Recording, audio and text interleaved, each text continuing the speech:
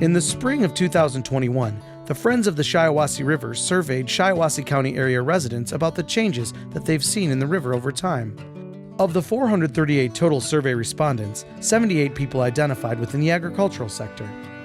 Farmers and others working in the agricultural sector have long been innovators of new technologies and adopters of time-tested conservation practices as they seek to balance production with conservation of the land and water. Let's take a look at some of the work being done and actions locals are taking to be responsible riparian farmers. I am Ken Kirkman. My wife Judy and I and our son Mark farm in Corunna, Michigan. We have land that is on the river. Water from all of our ditches all ends up in the Shiawassee River. The Shiawassee River is an important resource to our county. Many people rely on it for enjoyment and recreation, and lots of our industries are built around it. Land use here in Shiawassee County is largely agricultural and rural, but a significant amount of our urban areas are clustered around the river, and the use of the land dictates the quality of its natural resources. We work with landowners of all kinds to help protect those natural resources. We work one-on-one to try and protect the environment and the Shiawassee River and all the land around it.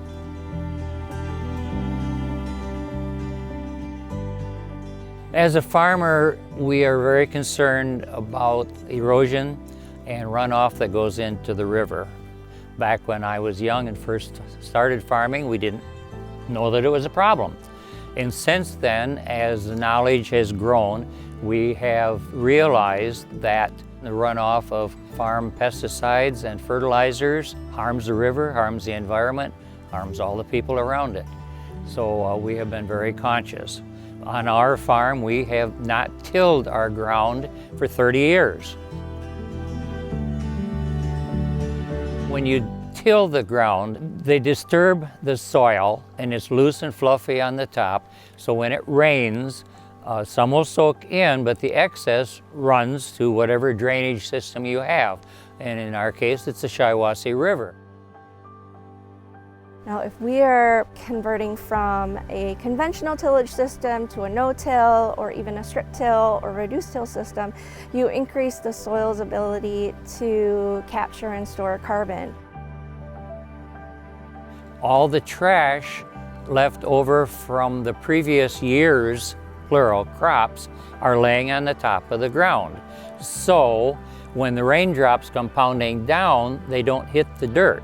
They're cushioned and spread out through all the plant material and everything that's there.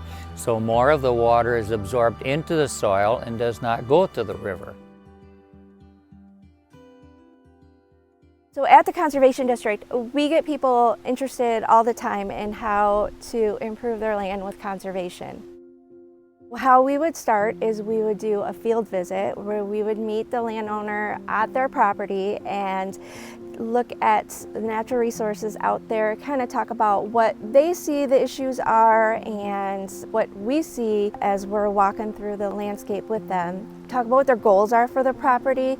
They could have a lot of different goals, like do a timber harvest down the road, or want to increase hunting quality of their property, or maybe they're farming and they want to improve the organic matter in their soil or something like that. So it just depends on what their goals are for their property.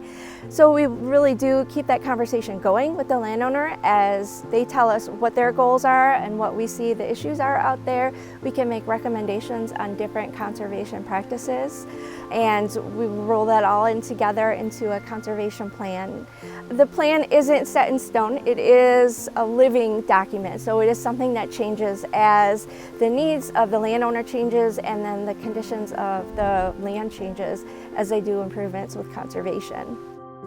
We also work one-on-one with homeowners and farmers to do risk assessments, to help them see what their risks are to the environment from things they do on and around the farm.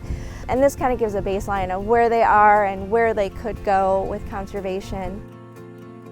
On our farm, we've been working with the Conservation District, and we have 5 grass waterways, and that's where erosion is the worst.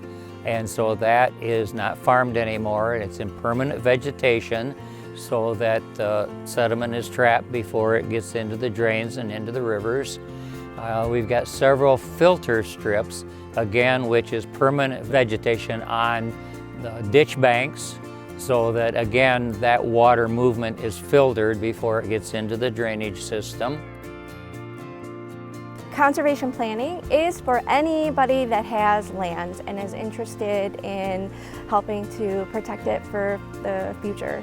And anybody from the backyard conservationist all the way up to the 1,000-acre farmer can have a conservation plan written for them. To me, conservation is a definite part of climate change. We recycle everything. All of our spray jugs are cleaned up. All the cardboard boxes are cut and folded and hauled over. Tin cans, glass, everything we recycle as much as possible.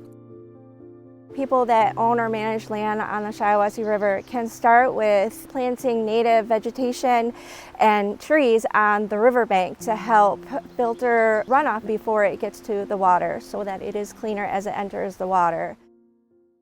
Farmers and other people are beginning to see the consequences of using nature as their dumping ground.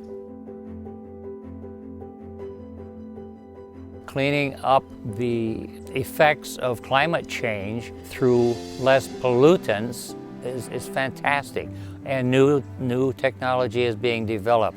So we run 99% soy diesel, which emits 50 to 80% less toxins into the air. Besides just soy diesel, they have renewable diesel, which is a different refining process, and that is used in buses and trains and whatever as a drop-in fuel. No petroleum. It's chemically the same as petroleum, but the pollutants coming out the tailpipes are substantially less. Sustainable aviation fuel is actually been around in California since 2016. They're flying airplanes on it. And included in that sustainable aviation fuel is the cooking oil you get out of your fast food restaurants. And it's refined differently, but again, it's a drop-in fuel. It's fueled right at the airport and put right in the airplanes. So they're trying to do the best for the environment in a multitude of different ways. And it's gaining in popularity. It's becoming the thing to do. And that's going to be the answer to a lot of this, because people spend money where they place value. And I encourage farmers, I encourage people in town, I encourage families to make it a priority to recycle, reclaim, repurpose, reuse, so that our environment can thrive.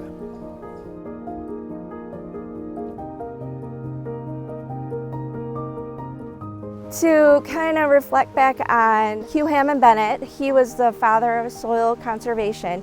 He said, "Take care of the land and the land will take care of you." I think if we all think about that statement, it really makes a lot of sense. Now, if we are protecting the land and doing what we can to protect our natural resources, our soil, water, air, plants, and animals will all thrive, and we will all see the benefits. And it will translate for future generations to come.